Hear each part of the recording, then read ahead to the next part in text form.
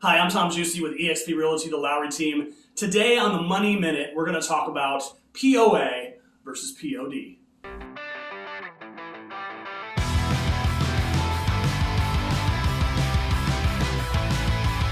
Hi, thanks for joining in. This is Tom Giusti with EXP Realty, the Lowry Team, and also the host of the Cincinnati Real Estate Home Show. Today we're going to talk about a topic in banking, POA versus POD. Let's first go ahead and define those. POA, power of attorney, POD, payable on death. Let me give you a situation in which I think POD is extremely important, especially if you have a checking account at a bank that your spouse or your significant other is not on.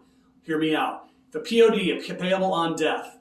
I had a situation where I had a lady come in, her husband had passed away, he had taken care of all the money, it was his name on the account, her name was nowhere on the account, and she was not listed as a POD. He passed away, she needed his money to go ahead and pay for funeral expenses and all the other expenses that come along when a loved one passes away. She was not able to get the money. Heartbreaking as anything. So make sure, if you have a spouse or if you have an account that does not have your spouse's name on it, you don't have to add them to it. That would be the easiest thing to do. It would be add them as a cosigner or a joint account holder is what they call it on the account.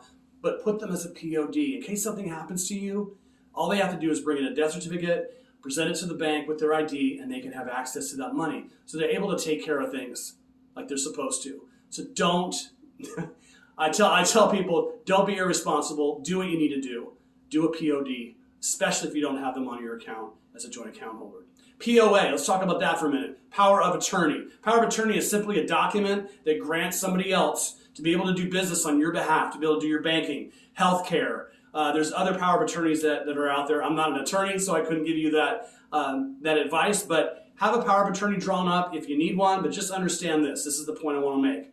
A power of attorney ends at death. So I've had people come in when other people have passed away and say, well, I have the power of attorney on them, I should be able to get the money out of the bank. Not true. That is incorrect.